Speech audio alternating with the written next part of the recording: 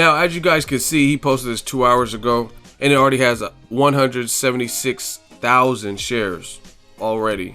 So it's clear to me that Conor McGregor is clearly an A-side, the biggest star in the UFC currently. So I actually kind of feel where he's coming from, to be honest. I feel where he's coming from, and I don't. It's a mixed bag. I feel where he's coming from because what he's saying and what he's kind of alluding to is basically what I've been telling people. And I said on my channel that guys like Conor McGregor or Ronda Rousey even, I think they became a victim of stardom. They started feeling larger than life and like they're on top of the world. And there's a lot of distractions that come with that. It's very hard to become that disciplined and that focused when you feel like you're on top of everything. The media is writing all this great stuff about how you're the greatest fighter and things like that. You're doing all these press releases, media days, interviews. You got everything at your disposal. Cars, the women. I believe it was Marvin Hagler, the famous boxer, that said it gets hard to wake up at 6 a.m. in the morning and go on your 7 to 8 mile run in silk pajamas. Meaning, when you achieve that echelon of success, you're already rich. You're no longer in poverty. You're no longer in the hood or wherever you come from. You're no longer broke. You're doing good. Your family's doing good. Nice house, cars, women, all those types of things. It's hard to remain focused and stay disciplined. And that's what it sounds like Conor McGregor kind of realized, like, hey, this is not what got me here. I'm doing all this to sell the fights and doing the trash talking and people are loving it, and I was staying in character, but at the same time I just tasted defeat. Now, who knows, not saying that Nate Diaz didn't earn his victory. You can't blame it on that because that just comes with the territory. So it sounds like he's trying to pull himself away from that.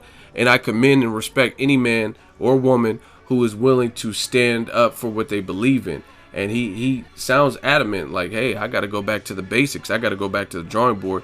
I need time to prepare for this fight. So I understand where he's coming from with that. It almost reminds me of like an 80s movie, like a Rocky 3. Rocky gets his ass whooped by Clubber Lang and he has to come back, or a kickboxer with Van Damme, you know what I mean? Like when he was kicking the bamboo tree. Oh, like this? Bah! So it sounds like Conor McGregor, he just wants no excuses. And actually, I would prefer this. If he's trying to get, like, hone in and get locked in and go back to what got him here, I commend that. I commend that type of behavior, because then if he fights Nate Diaz and he loses, he could say, I did everything right in camp. This is just a better man. I trained right. I wasn't distracted. I didn't have all this media running around. But he believes in his mind that he is the better fighter than Nate Diaz, and he just needs to go back to what got him here, and that hunger and that desire without all the distractions. I told people that. Ronda Rousey's a prime example of this. And I guess they're saying, because my video went viral with Ronda Rousey, that I'm a body shammer. But I told you, I think Conor McGregor will have an easier time bouncing back. Go watch that video than Ronda Rousey, based on how they acted after their loss.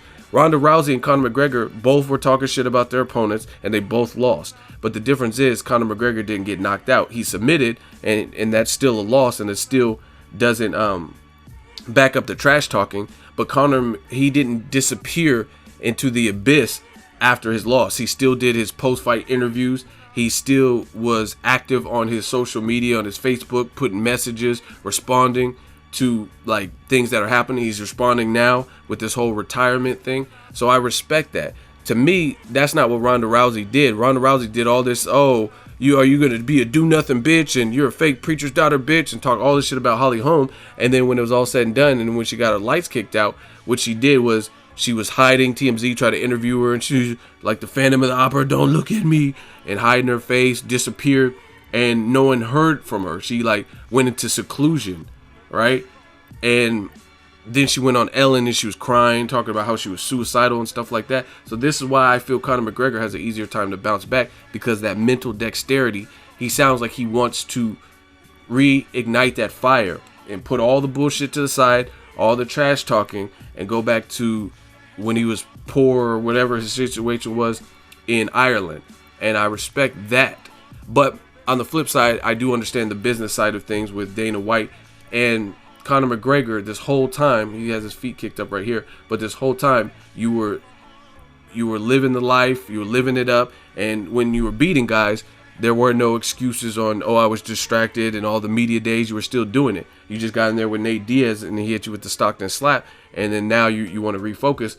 So I understand both sides. I understand it from a business perspective. Dana White is like, hey, I'm trying to sell the fight, and this has always been your promotional duty. Now all of a sudden you don't want to promote certain cities or certain press conferences. You want to pick and choose. So I understand from a business perspective that's not what Dana wants, because he wants to make sure it's a success. But in this instance, after hearing Conor McGregor, what he had to say, if this is all true, I kind of agree with Conor McGregor a bit more, just for the simple fact of he's showing you his star power. He's showing you that people are locked in. He got people like Drake and Justin Bieber waiting on his next move, and just a ton of fans. He drops a tweet and the internet goes berserk. Is he retired? And people are clearly talking about it. So to me, as far as I'm concerned, I understand Conor McGregor's standpoint, just because the rematch, people want to see it regardless, especially since he lost to this man right here.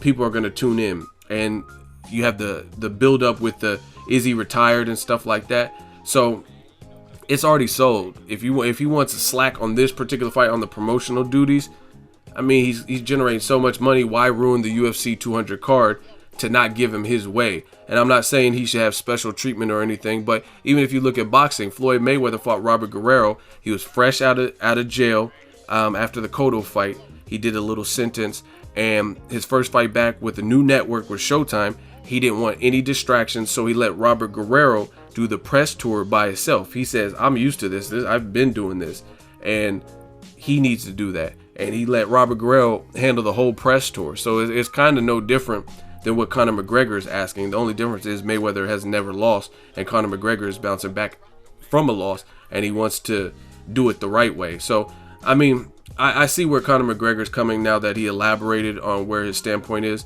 He's been selling the fight. He's been doing the trash talk, the build up. The fight's already built up, and he wants to go back to the roots, back to the basics, where he can get that hunger and, you know what I mean, go into beast mode with minimal distractions. That's why he's trying to isolate himself in Iceland and Portugal and all these different things, so there will be no excuses. So I mean, as long as it's not an ongoing thing where he doesn't feel I can miss this press tour and that, I mean, let him do it.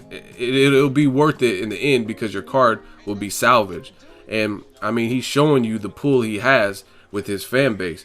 He drops a tweet. Tweets are 140 characters, up to 140 characters. He didn't even use all the characters, and the internet went berserk. Everyone's like going crazy and in a frenzy because of this man right here. So I say, for the sake of the card, because you're not going to be able to match Nate Diaz with somebody who's going to draw as much attention as Conor McGregor, and he's showing you that, and it's apparent. So you don't have to get UFC, Dana White, they don't have to give him his way, but he has a point. He's generated $400 million in revenue for the company, and now he's asking for a little bit of me time without all the personal obligations and doing every radio show and every press conference.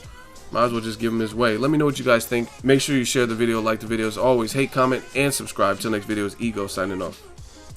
So if you enjoyed this video and want more content like this on the channel, you can show your appreciation by going to the PayPal donate button or the YouTube support button, and you can donate any amount that you feel is equivalent to the value of this video. Much more to come. Thank you guys for your support. Boxing Ego, the future of boxing.